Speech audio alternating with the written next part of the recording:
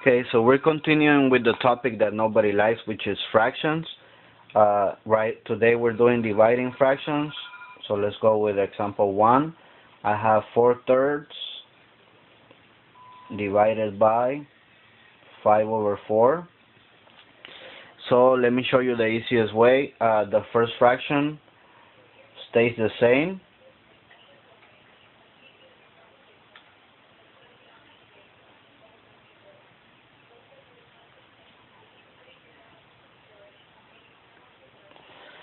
The division sign changes to multiplication. And the last fraction, you're going to flip it. Okay?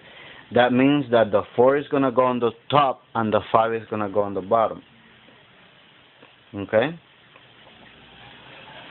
Once you have the multiplication, it's just a matter of seeing if you can reduce the fraction. If not, you just multiply. In this case, the 4 and the 3, I cannot do anything. The 4 and the 5, the 4 and the 3, I can't. So you just multiply. 4 times 4 is 16. 3 times 5 is 15. Can I simplify this? No. Why? Because 16 is the same thing as 4 times 4. And 15 is the same thing as 3 times 5, like we saw here. There's nothing we can cancel. So this is going to be our answer. Okay, let me do number 2. This is 3/2 divided by 6/8. Okay, again, the first fraction stays. The sign you change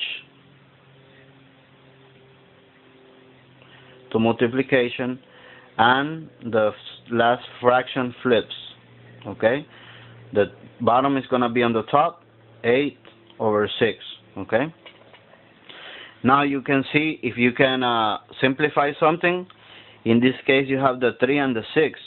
Okay, the 3 and the 6, the 3 is the same thing as saying 3 times 1, and the 6 is the same thing as saying 3 times 2. Okay, so the 3 and the 3 cancel out. 8 is the same thing as saying 2 times 4, and 2 is the same thing as saying 2 times 1. Okay, I have 1, 2 here, 1, 2 here. Okay, this is 1, so our fraction is going to be 1/1 times 4/2. Of course, when you're multiplying times 1, you know it's going to be the same thing. So this is 4/2. And then you can simplify. Of course, you already know that 4 divided by 2 is 2. But let me show you so you can remember how to simplify. 4 is the same thing as saying 2 times 2. And the bottom, you only have a 2.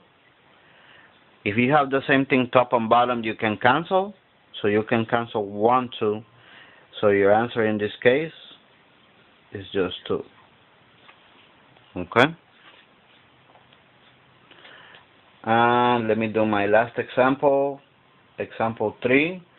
I have 3 divided by 4 divided by 2/16. Okay? First fraction stays the same. 3/4. Sign flips. Changes to a multiplication.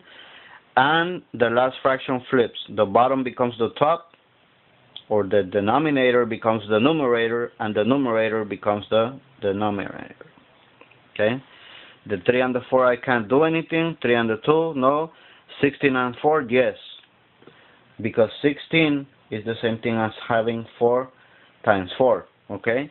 When you have a 4 and 4 on the bottom, cancel out. 3 times 4 is 12. And then this would be a 1. 1 times 2 is 2. And then, of course, you already know 12 is the same thing as 2 times 6 and 2 times 1. Okay, same thing top and bottom, cancel out. And 6/1 is the same thing as 6. Okay, notice that I go a little fast, but remember that you can always rewind the video, start it again, watch it again, so you can see the way we do it. You can always stop the video so you can really see what we're doing here. Remember, what you have to remember is that the first fraction stays the same, that the division sign changes to a multiplication, and that the last fraction is going to flip. That means that if you have 5 over 4, you're going to flip it and have 4 over 5. The bottom becomes the top, and the top becomes the bottom. Okay?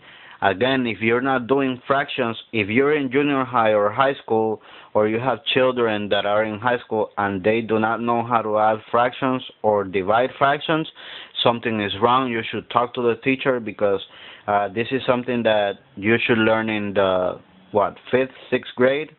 Okay? Again, check my website and let me know if you have any questions.